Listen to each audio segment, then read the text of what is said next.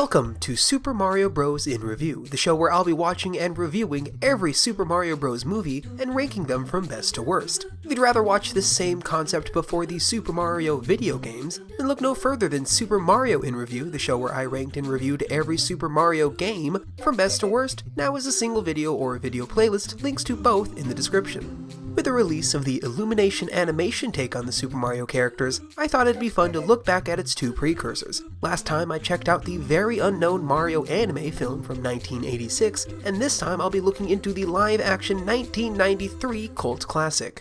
The Super Mario Bros. Movie has a rough history, to say the least. When the anime movie was being produced, only one game had been made. While the game was a huge success in Japan and growing in popularity elsewhere, it was still small enough that an international release wasn't entertained. But just a few years later, Super Mario was a worldwide superstar. He was more recognizable than Mickey Mouse, Super Mario Bros. 3 was featured prominently in the film The Wizard, and the Super Nintendo and Mario World were highly anticipated. Making him into a movie star was the obvious next choice. Talks started in 1991 when film producer Roland Joffe visited Nintendo of America to pitch his film. Nintendo had already taken numerous other film pitches but shot them down for one main reason. They wanted more creative control over the final product than the larger studios were willing to give at the time, a wish they thought they could get from the independent filmmakers Joffe and his partner Jake Eberts. Oh, how naive Nintendo was back then. Originally, Joffe and Eberts wanted to make a more adult take on Super Mario, and Nintendo was on board. The edgier themes would hopefully attract older audiences to their games. The first big mistake was finding a director, or in this case, directors. After losing a couple different options, the duo landed on the husband and wife directing team Rocky Morton and Annabelle Jankel. The directors were best known for working on Max Headroom, and they wanted to drive the film to be adult-oriented and esoteric. Nintendo was uneasy about this decision but let it go through. Writing the movie was a complete mess. In the end, 9 different writers had their hands on the script. The original kept in theme with a more adult direction. Then it was rewritten to be more lighthearted with fairy tale elements. Then it was rewritten to be a science fiction film and darker themes were added back in. At one point it was going to be akin to Mad Max. This script was apparently good enough to bring on Bob Hoskins as Mario, John Leguizamo as Luigi, Dennis Hopper as King Koopa, and Fiona Shaw as Koopa's partner. But no good things can last, it was yet again rewritten to become more lighthearted. Again. Even after production fully started, the script was being rewritten day by day. Actors stopped memorizing their lines because nothing was final until the camera was rolling. The constant and daily rewrites no doubt left Nintendo in the dark. Maybe they should have gone with a larger studio in the first place. In the end, Parker Bennett, Terry Runty, and Ed Solomon are credited with writing the film, but the entire process was a wreck. And it only got worse. Many of the actors were very upset about the script rewrites, some even considered quitting. Richard Edson and Fisher Stevens, who played Iggy and Spike, decided to forego the script entirely, improvising most of their lines. Hoskins and Leguizamo were so dismayed they started drinking every day on set. The two were inebriated the entire shoot, which certainly did not help the number of accidents that occurred on set. Both actors were hurt numerous times, Hoskins especially so. One egregious driving stunt broke some of Hoskins' fingers. His cast is visible in multiple shots of the film. Even more still, a stuntman had their pants catch fire, and an electrician was nearly electrified to death. The shoot shot past its 10-week schedule, eventually taking 15 with reshoots later on to add more action to the film. Most of the cast and crew all agreed on one thing. The directors Morton and Jankel were to blame. Neither were on the same page and would often give conflicting directions, which was only made worse with how often they changed their minds. Quick to anger, Morton once poured hot coffee on an extra believing they weren't dirty enough. They also had the absurd idea that the Mario Bros. Should not dress in their iconic colors, only yielding when the producers forced them to do so. In the end, Morton and Jankel were barred from the editing room and were not invited to direct the reshoots. With how long this project took to come together, it was hemorrhaging money. It took forever to write, the sets were overly expensive, the shoot took over a month longer to complete than expected, and to add on top, the editors insisted on using physical over digital editing, leading to a slower process. And then the movie bombed. Everybody hated Super Mario Bros. The cast and crew hated it, critics hated it, audiences hated it, fans of the games hated it.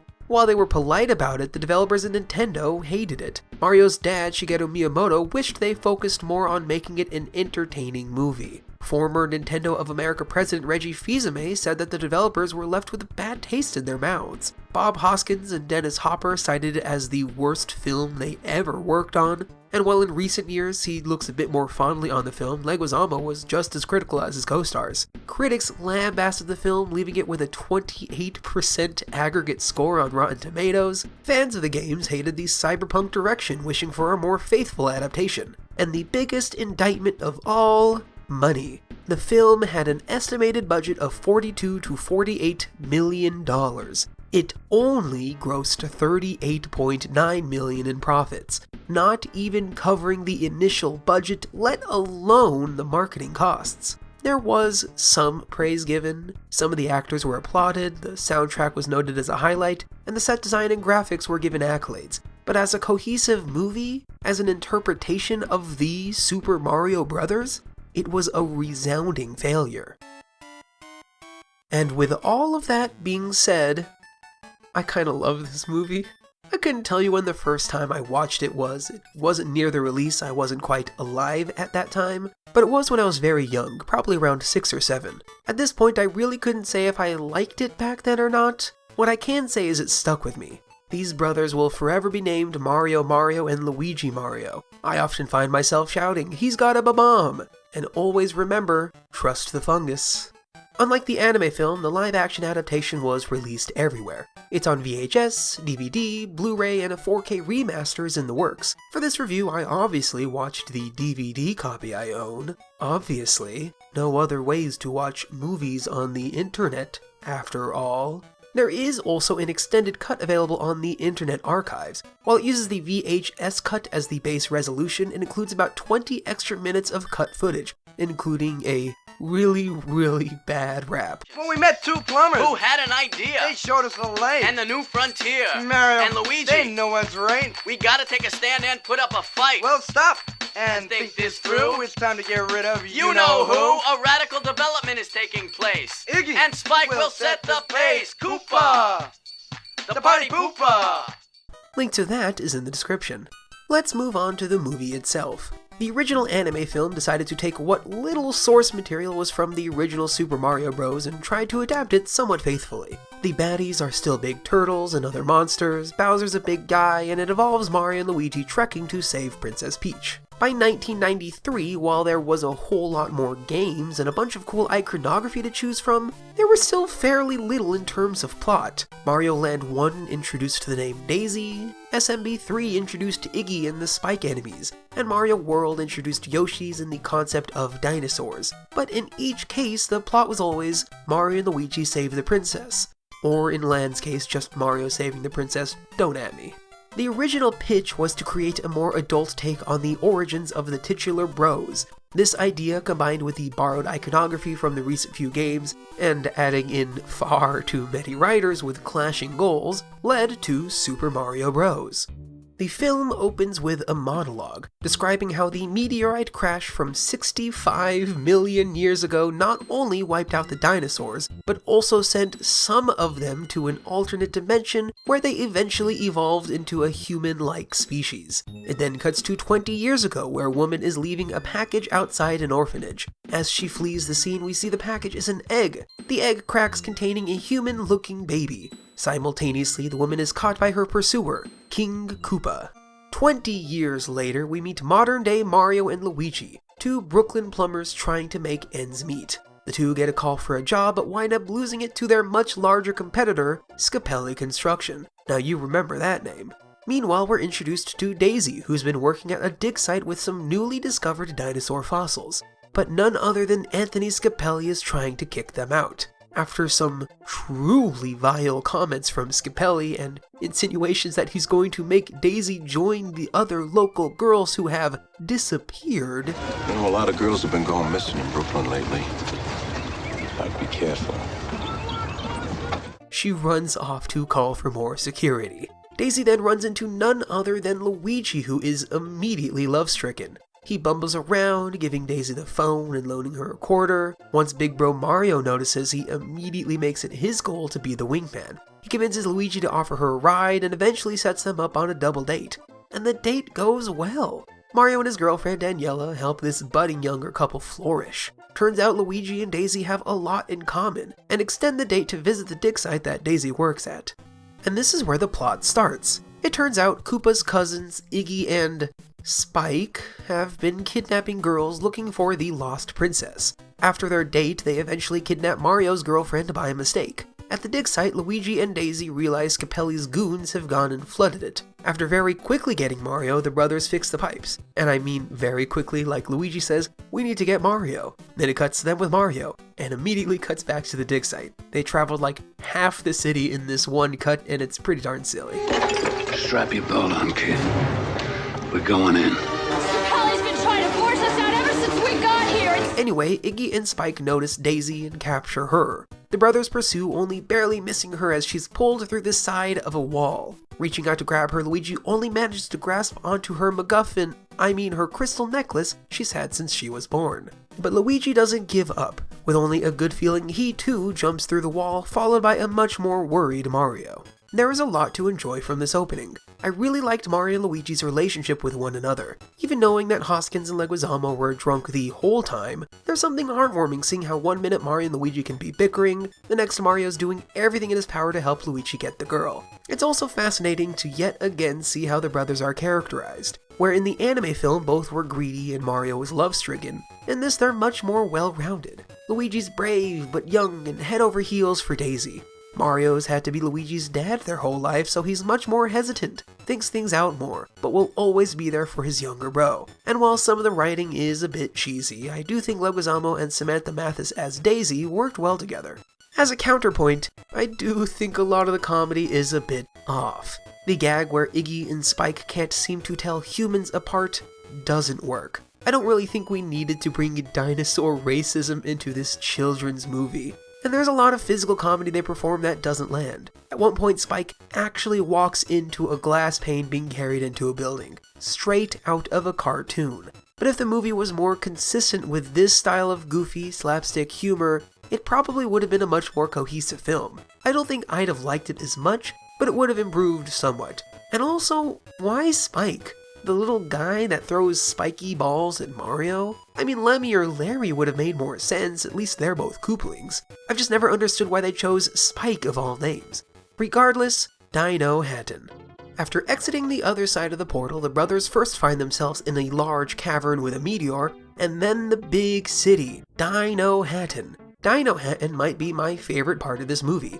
Making what is later referred to as the Mushroom Kingdom a cyberpunk dystopia is certainly a wild choice, but I have to give it a lot of credit. The set design is truly immaculate. The city is a facsimile of New York, with Koopa's castle being atop their own version of the Twin Towers. The city itself is full of grime. The people all look disheveled, many have lizard-like facial features, electric cars race at dangerous speeds, sparks shooting out from their motors, mushrooms and other fungi have spread across every surface, hanging along railings and clinging to walls. Even during scenes that take place during the day, the city is always shrouded in darkness. This is in contrast to Koopa's lair. Everything is clean and smooth, with all the walls and furniture utilizing dark grays and blacks. I also really liked how many of the walls had foam spikes reminiscent of the castles from the games. Throughout the city are a bunch of references to the Mario games. A bar is called Boom Boom Bar, like the Mario 3 mini-boss. Within, scenes from Mario World are projected on big screens. Neon signs hang, reading Thwomp, Bullet Bills, Hammer Bros, Ostro. The taxis have advertisements for Wiggler. Most of these just flash by, a blink and you missed it situation, but they're really the only things tying this world down to anything that resembles something from Mario. Making Super Mario Cyberpunk is truly a decision, and I absolutely love it. Once arriving at Dino Hatton, the Mario Bros keep up their search for Daisy. As she's taken to Koopa, the Bros meet a whole cast of characters. They run into a kind old lady who explains them the city is dangerous, who then proceeds to mug them, only for the old lady to get mugged by Big Bertha. You know, like the big fish from Mario 3, who winds up with Daisy's necklace. Then the brothers meet up with a guy named Toad who sings an anti-Koopa song, and the three get thrown in jail. Thinking they still have the necklace, Koopa interrogates the bros. When they don't have it, he instead brings them to the de-evolution chamber. The Devo Chamber. This machine allows Koopa to either evolve or de-evolve people. A whole host of people, including our musical friend Toad, have been de-evolved into big, dumb, dinosaur-looking guys called Goombas. You know, like from the game. He tries to do the same with Mario and Luigi, but they turn the tables and trap Koopa in the chair and make their escape. Later on, Koopa uses the chair on his cousins Iggy and Spike to evolve them further, making them much smarter, in the sense that they say a bunch of big words but are still bumbling around. Apparently, this tech has also been miniaturized. Later in the film, Koopa's Goomba army is equipped with Devo guns, which de-evolve anyone blasted by them. Meanwhile, Daisy's been relegated to damsel in distress. She briefly meets up with Mario's girlfriend Danielle, as well as all the other girls who've been abducted. She's then brought up to meet with Koopa himself, who gets really rapey with her. They say they never forget the first time they kissed by a lizard. Which upsets his partner Fiona Shaw, Lena. He also explains his master plot. By having Daisy put her necklace in the crashed meteorite, it'll merge the dimensions back together, enabling Koopa to take over the human world. Afterwards, Daisy's introduced to her dad, who's been de-evolved into a big ball of fungus, the same fungus that's spread across this mushroom kingdom. Then she's sent to a room with a straight-up dinosaur called Yoshi, you know, like from Mario World, and then trapped there for the majority of the film. But Mario and Luigi, they get up to some hijinks. They steal a cop car and have a fun car chase, get stranded in the desert to convince Iggy and Spike to turn on Koopa, sneak into Dino Hatton via garbage truck, steal the necklace back by dancing with Big Bertha, and lose it when Lena shows up, escape by using these really cool shoes that let them jump really high and far, you know, like the games. Also, the shoes are called Stompers because Mario and Luigi stomp on bad guys, you know, like the game. Also, the cartridges they load into the shoes look like bonsai bills, you know, like the game, and make their way into Koopa's tower to rescue Daisy. A couple times throughout, Luigi notices a little black bomb hanging from the fungus, the second time adding it to his tool belt.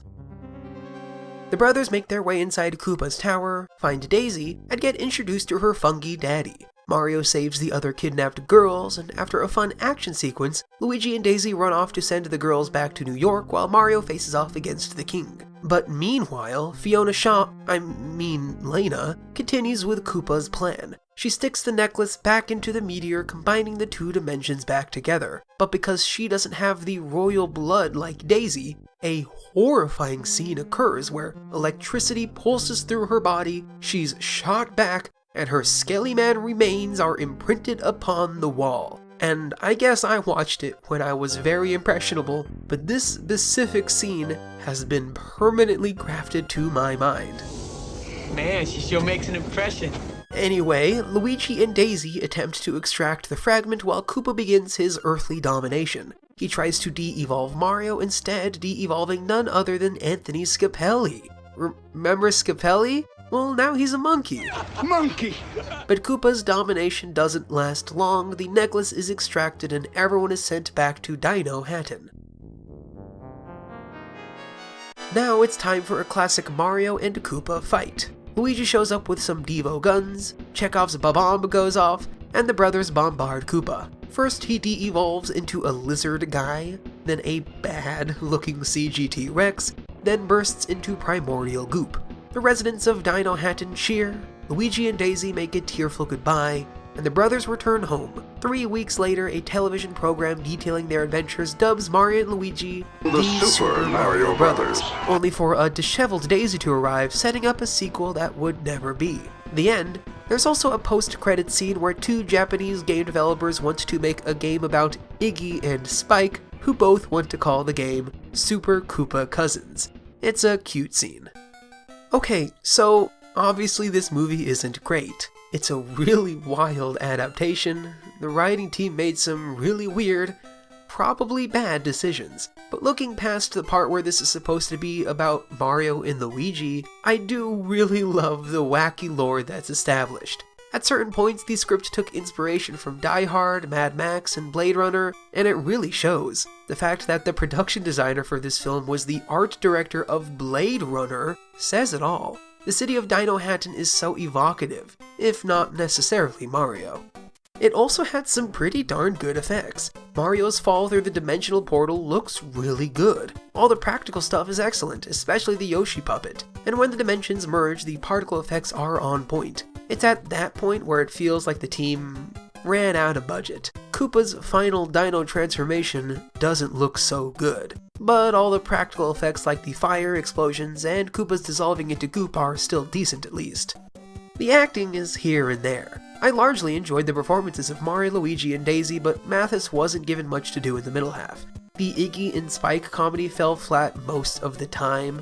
That being said, a couple lines after they've been evolved really got to me. At one point they call Koopa our nice benevolent dictator, later calling him a fascist oppressor of the proletariat. A not so benevolent dictator, as it were. Fascist oppressor of the proletariat. Their language is so outlandish, so out of place for a kids movie, I really loved it. Dennis Hopper never really felt great in the role of Koopa, and Fiona Shaw felt out of place in every scene she was in. But I did like how they'd incorporate lizard tendencies into their performances. Shaw was always twitching her tongue, and Hopper would often hold his hands up like a T-Rex. But the chemistry between Hopkins and Leguizamo really helped me ignore everything else. They were just so much fun together. Now, despite me poking fun at all the video game references, I do enjoy when they came up. All the computers in this world are used via light gun, at one point 1-up noises are in the background while Koopa is ordering a pizza. It's cute when you see a Bonsai Bill or when fully charged Stompers make an enemy defeated noise. It's silly how Koopa refers to the world as the Mushroom Kingdom due to all the king's fungus.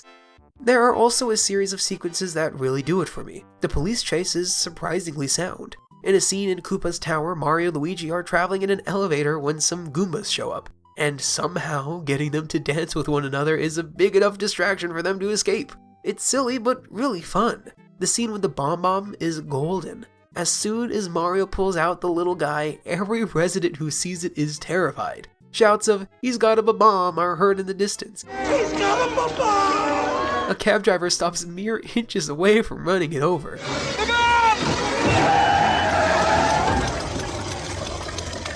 And as Mario is escaping with the girls, they slide down a big icy pipe that resembles what would later become the slider levels in Mario 64. Although, it was probably aiming to be more like the flying carpets from Super Mario Bros. 2. Regardless, the movie has some very entertaining set pieces.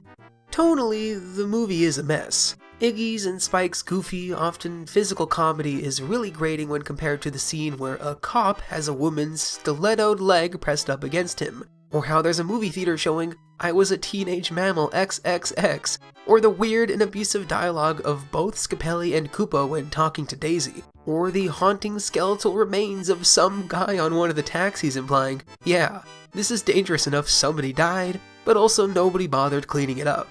As a really distinct example of this, I'll describe the club scene in detail. Mario, Luigi, Iggy, and Spike have gone to the Boom Boom Bar in search of Daisy's necklace. Big Bertha, who stole it in an earlier scene, is donning it proudly, declaring no one can resist the charm of a Mario. No woman can resist the charm of a Mario. Mario tries to sway Bertha, and it is objectively funny how after Mario starts hitting on her, she socks him right in the face. It's then jarring how the preceding scene has Mario shoving his face into Bertha's cleavage to steal the necklace back. Both the punch and the cleavage bobbing are funny moments, but when included in not only the same movie, but the same scene, it makes for an atonal mess. Not to mention much of the other clientele are scantily clad. The scene continues with Mario and Luigi playing football with the stolen necklace, Iggy and Spike shouting anti-fascist propaganda, with the brothers using stompers to escape. And to imagine this is also the scene that would have had the bad anti-Koopa rap. It is wild. The Party Poopa! These abrasive jumps from dark cyberpunk to goofball comedy to naughty adult jokes might not make for a good, cohesive film, but it sure is fun to watch. And this movie is just fun to watch. I can't help but love it. It's dumb, poorly written, not thematically cohesive at all, but the jokes hit enough. The actors are entertaining, and the set direction is a gem. I love this dumb movie so much. Overall, I give Super Mario Bros. 1993 a "He's Got a Ba-Bomb" out of 10. Now on to the ranking. Despite how messy this movie is, I do find it more enjoyable than the anime film. It felt like the live-action adaptation was at least trying to do something. The 86 anime feels like product placement for Super Mario Bros. 2 Japan. My current ranking for the Super Mario Bros. Movie is 2. Super Mario Bros. The Great Mission to Rescue Princess Peach, and 1. Super Mario Bros. 1993. Thank you so much for watching. If your brain has also been broken in such a way that you love this movie, let me know. Or let me know how much you dislike it, because I totally get that too. We'll find out next how the 2023 movie ranks among these two classics next. I guess I can call them classics. But for now, maybe leave a rating and subscribe if you'd like to see more stuff that I'm doing. If you'd like to follow me elsewhere, I'm at Mario8th on all of my socials, links to them in the description. Also in the description is this wonderful article from The Collider I pulled much of the history section from. It goes into much more detail than I did, and it's a very entertaining read. Check it out. Anyway, I hope you enjoyed, and I will see you next time.